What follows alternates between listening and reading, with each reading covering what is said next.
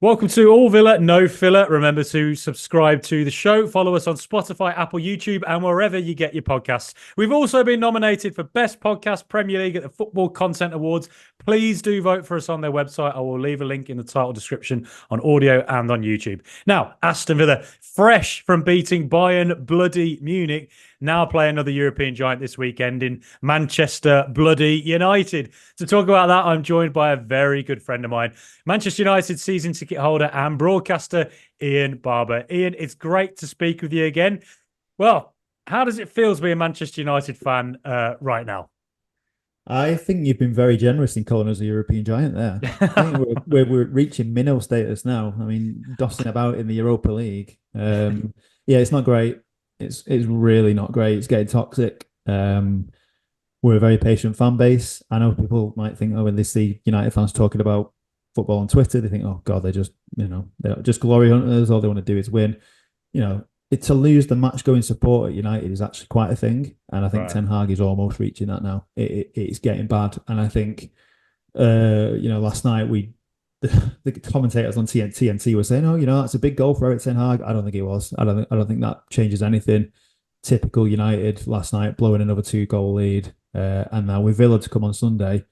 I don't know one United fan who thinks we're going to win that game. Not one. And think about the record we've got against Villa in the past 20 years, whatever it is. That is ridiculous. No one expects us to win the game. So, yeah, it isn't pretty right now. It's funny, all the WhatsApp groups I'm in with Villa fans are like, you do know we've beaten Bayern Munich. You know what's going to happen next year, playing bloody Man United. And there's just something you guys have, this superpower that will just ruin our day somehow. But it is, I mean, the confidence levels are extremely high after that Bayern game. But I think with United, what's the deal? Like, what is it like? Obviously, we watch Erik Ten Hag, and there's a lot of former pundits on TV who were former Manchester United players, so we obviously hear a lot about it. But what is it as a fan to watch it in the stadium? Like, what's going on with United? Why are you not playing well? Well, I mean, to be honest, I'm sick of hearing from ex-United players telling us Yeah. about what it should be, it shouldn't be. Just wish it all bloody shut up. So the way I see it, he's had a problem since the first game of the season last year against Wolves, in that other teams are able to walk through our midfield, and I mean in a straight line. There is such a massive space in the middle that can be exploited by anyone, and he's not fixed it. He's had the odd game where he seems to have found a plan, like in the FA Cup final against City, but that's reactive. That's not the way United need to play. Sort of shut up shop in the way that we did to try and win that game. It happened again last night. It happens every week. It happened against Fulham. Teams just stride through our midfield or just take it out with one pass, and then they're exposed. He's doing this bizarre thing this season where he's pushing the fullback Dallo into a midfield position, which is just leaving Martinez exposed. Martinez looks like a shell of a player, and that's someone he brought in.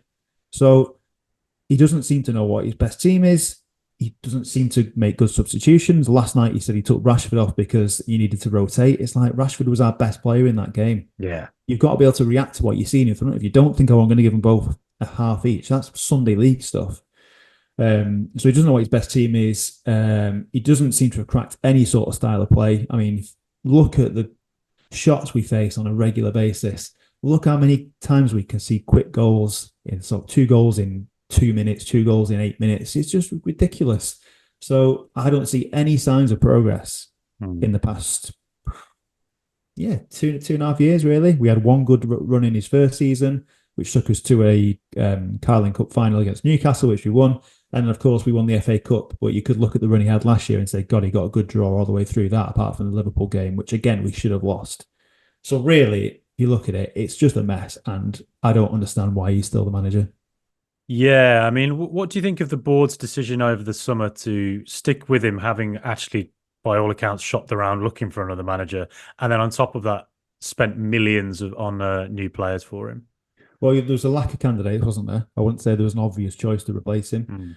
I think the groundswell of fan opinion after beating City is always going to be on the up. And I was probably one of them. I thought, do you know what? He's won the FA Cup. Let's see what he can do next year with maybe a few more signings. But he hasn't kept up his part of the deal. He hasn't. We've not played any better than we did last year. He's brought in these new players. De Ligt looked awful last night. Ugarte, yeah, it's early days, not seen much. Zirkzee doesn't look great. He looks overweight and just completely off the pace for the Premier League. So I can see why they stuck with him, but you can't just hope that it's going to get better, because I don't see any evidence that it will. I mean, look at what Emery's done at Villa. Villa are a team that are a complete sum of their parts. He's got them playing. He's introduced the style. He's made some signings, but you look at that squad. It's a squad that had you on a very different part of the table not too long ago. So that's a sign of a good manager. I ain't seen any of that from Ten Hag. I think one of the big contrasts between Villa and Man United at the moment, it feels like Villa are very in sync at board level. So, you've got the owners, and then you've got Monch, who's coming as the football sporting director, Damian Vidagani, who's there supporting Emery. And it feels like, I mean, it could backfire one day because of the sheer investment on it, but at the moment, it's really working out perfectly because they've sort of built the club around Emery and in his image in a way. And they have like a support base there for him. And the scouting system clearly is designed for the players he wants.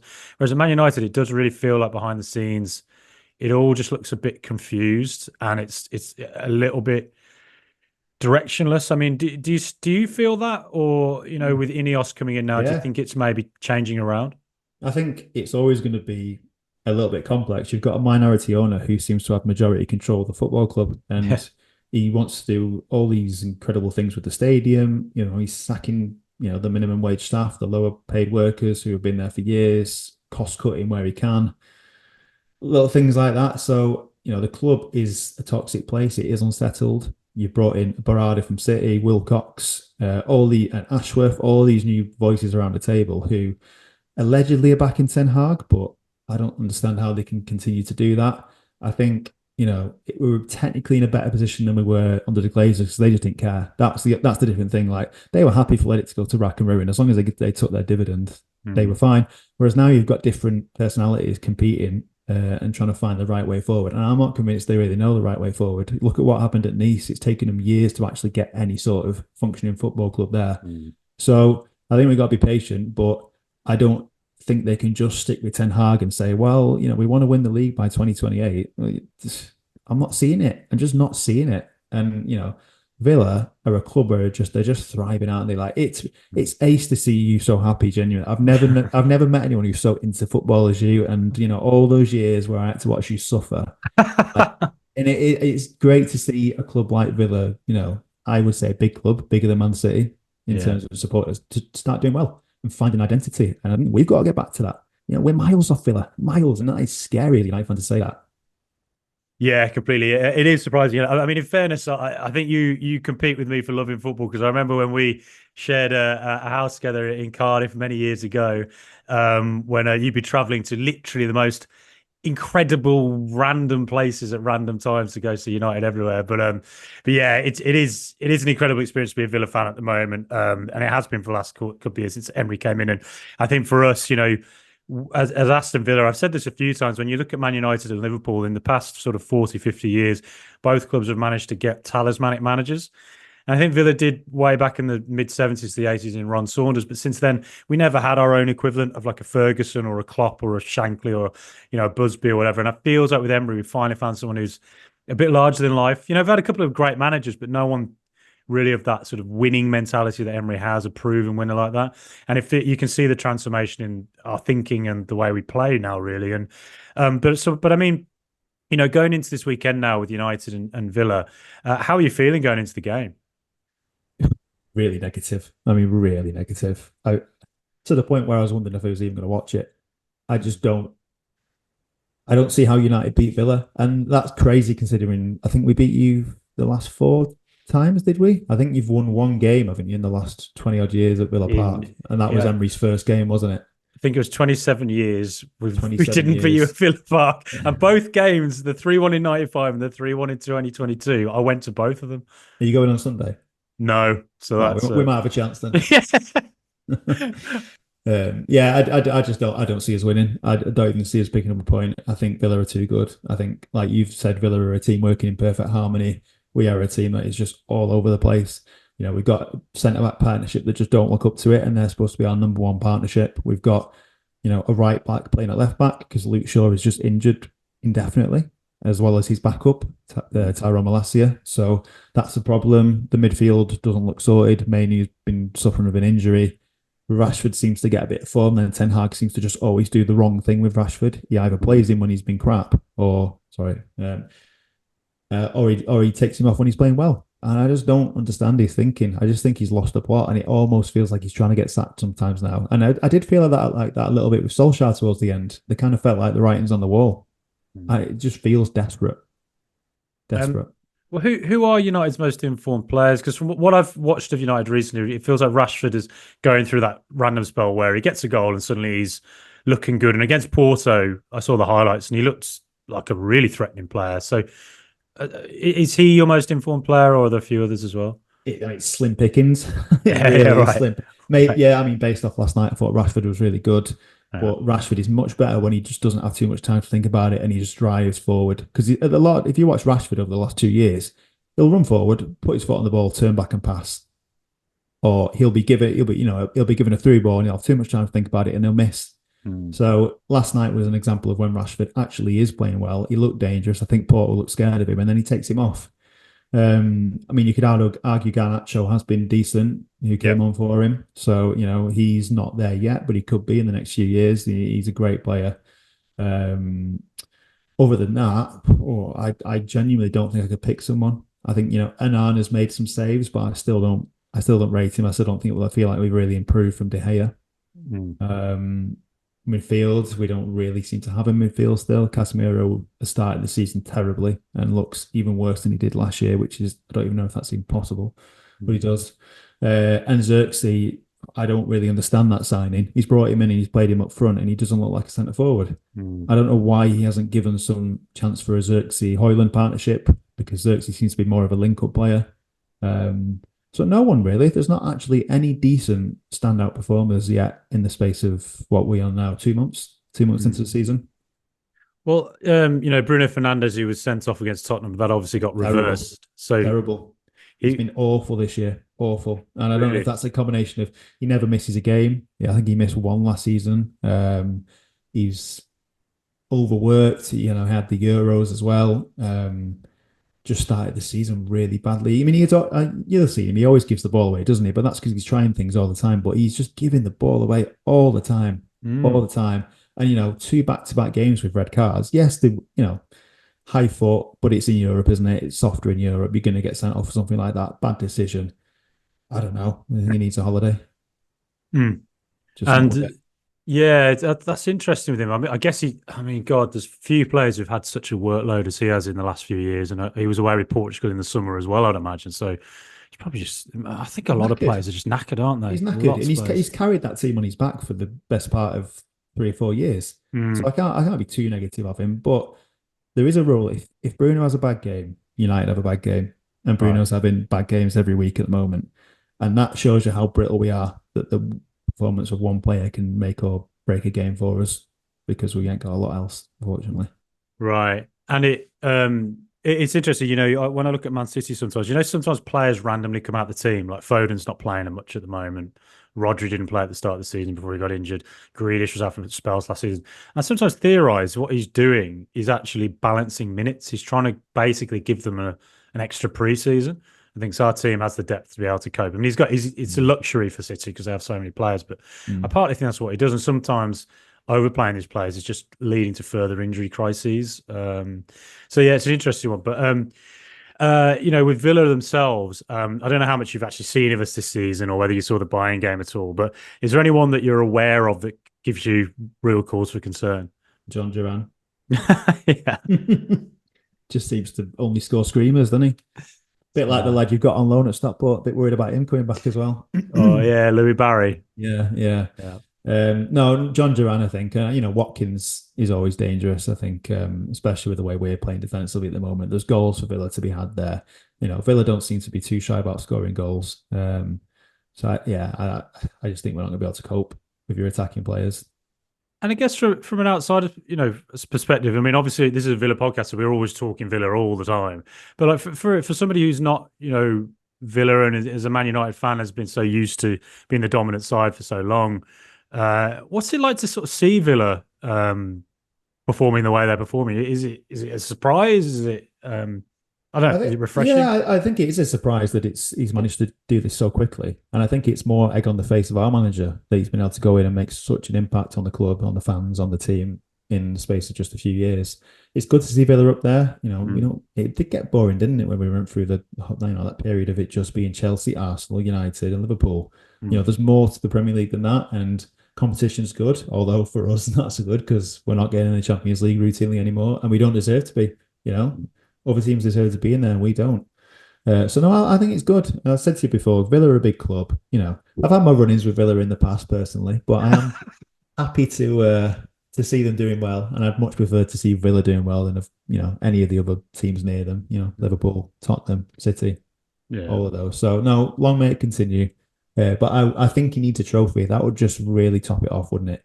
It would be great for Villa to be able to win a trophy.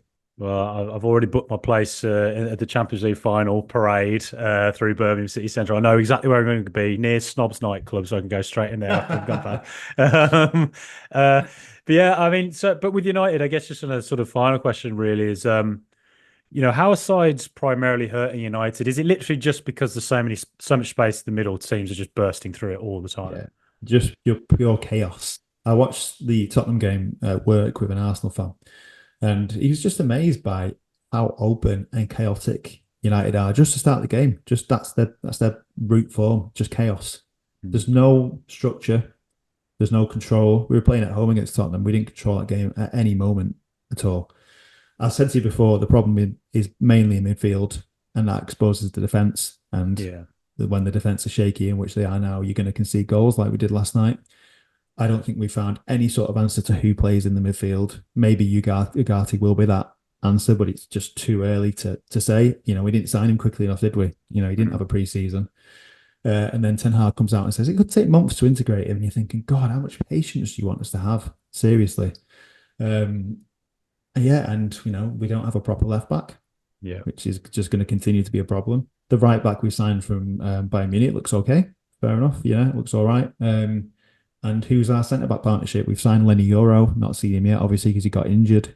De Ligt just looks like the player that failed at Juve, and Martinez has taken a step back. So, and that not even started talking about the fact we can't score any goals. You think about United teams of the past, they've always had a superstar striker. We haven't had a striker for years. We went through the period of signing Ibrahimovic, Falcao, Cavani, Van Persie to a lesser extent, players towards the end of their careers, and it worked for a little while. Then Ronaldo came and it all went wrong. And ever since then, we've not really had a centre forward. Højlund could be that, but not seen enough of him yet. Seems quite injury prone, doesn't score enough goals, misses sitters on a routine basis. So who's putting the ball in the net? I don't think Emery's going to be, stood in the dressing room saying, we're worried about this player. Maybe Garnacho, maybe Rashford. Other than that, who? No one. Yeah, I guess my primary concern with Villa at the moment is that there could be a little bit of a hangover from Bayern, in the sense we could go into the United game really energetic, really excited, and after the first 15-20 minutes, the efforts of Wednesday night we start to feel it a little bit. Although that said, you did play at Porto in a 3-3 draw on Thursday night, so we've got a day extra. But it's also the one thing Villa have been doing this season is conceding goals. We haven't kept a clean sheet in the Premier League yet, and a lot of the problems seems to be coming down our sort of Aston Villa's right-hand side, which is where Rashford, Garnacho operate. So I could imagine if Villa leave gaps for those two to run into, that United could cause a few problems. And there's always your set pieces as well. You've got tall players who can always score a header or something like that. We very rarely score goals from set pieces. I know Harry Maguire got one last night, but we were famously ineffective on corners. I think we didn't score off a corner for, I don't know, but it was years. It was years. Wow. So I wouldn't worry too much about set pieces. But yeah, that's encouraging for me to hear that we might get a little bit of something down the left. But this is the thing. Listen, I would never, ever want us to lose, and I want us to win on Sunday. But if we do get hammered, and it is the final nail in the coffin, then I genuinely think that might be for the best. Yeah. And do you think that would be the end of Ten Hag if he loses Sunday? Well, it's an international break, isn't it? So it gives them 2 weeks to figure out what they're going to do. We've got Van Nistelrooy around, who is actually, I think he's tired by how bad this has been. He's an assistant manager. It's not like he can come in and make a massive difference, but he has been a number one before. He did manage at PSV. He was looked at for the Burnley job. So I think, we might look at him as interim. I just hope that they don't keep persevering with this, because I just think, how bad does it have to get? Mm. Because it's pretty bad at the moment. Bring Ollie back. No, never. No. I think he was asked a question, wasn't he, in an interview about it? And I think that's where that line came from. You can't go back to Ollie. You just can't. You know, he was great for the first few months, and we should probably never have given him the job. He wasn't ready for the job. And, you know, people look back and romanticize, oh, he finished second behind City. It's like, is that where we're aiming? Mm. But the problem is I can't name you someone who it definitely should be. Yeah. So, yeah, who knows? I mean, he's been linked with Potter, been linked with Tuchel. I don't know. And score prediction, dare I ask? 3-0 Villa. Whoa. Yeah. That's wow. That's yeah, I don't know. I think there's a lot of us Villa fans have still got that feeling about United where it's like, no. I actually went to the game last season where you won 2-1 at Villa Park.